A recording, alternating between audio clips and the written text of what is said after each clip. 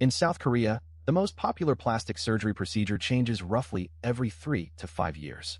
One decade, it is double eyelid surgery. The next decade, it is jaw reduction. Now it is something else entirely. High canthal tilt eyes, a specific nose bridge angle, a certain lip to philtrum ratio. And here's the problem. Your face cannot have surgery every 3 to 5 years. Scar tissue builds up. Recovery gets harder. Results become unpredictable. You are chasing a moving target with a tool that permanently alters you. It is like trying to hit a bullet with another bullet while riding a horse. It makes no sense, but people do it anyway. Why? The ancient Greek philosopher Heraclitus famously said that you cannot step into the same river twice. The water is always flowing. The river is always changing. What was the river a moment ago is no longer the river now. Beauty trends are exactly the same. What was beautiful in Korea in 2010 is not what is beautiful in Korea in 2025. The V-line jaw was once the ideal. Now a more natural, slightly rounded jaw is preferred. The high nose bridge was mandatory. Now a softer, more subtle bridge is in fashion. The river keeps flowing, but your face is made of bone. It does not flow. It stays where the surgeon put it.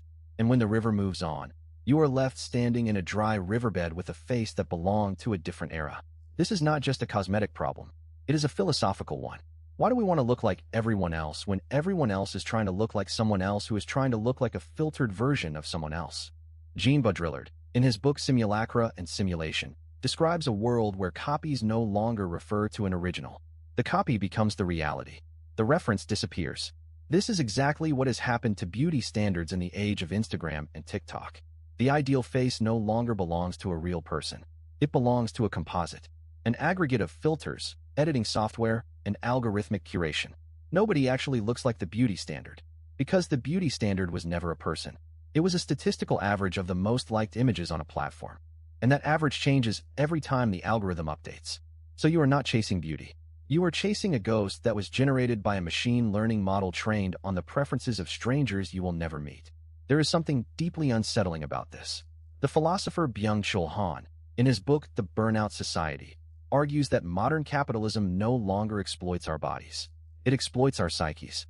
It makes us believe that we are freely choosing when we are actually being silently coerced. You think you want that jawline because you genuinely prefer it. But you prefer it because you have seen it 10,000 times on your feed. The preference was planted. It was not yours. And now you are paying a surgeon to permanently alter your face to match a preference that was algorithmically inserted into your consciousness. The Korean and Chinese plastic surgery industries understand this perfectly. They do not just sell procedures. They sell the idea that the current trend is the final trend. That this face, the one that is popular right now, is the objectively correct face. And once you achieve it, you will finally be at peace. You will finally be beautiful.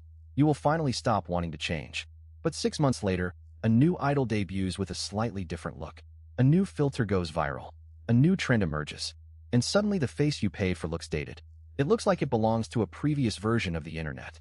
The philosopher Soren Kierkegaard wrote about the anxiety of freedom, the dizziness that comes from having too many choices and no stable ground to stand on. In the concept of anxiety, he describes how the self is not something you are born with.